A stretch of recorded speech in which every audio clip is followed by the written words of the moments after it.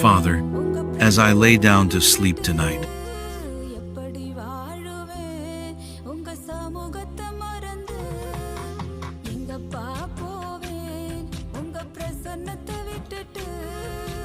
எப்படி வாழுவேன் உங்க சமூகத்தை மறந்து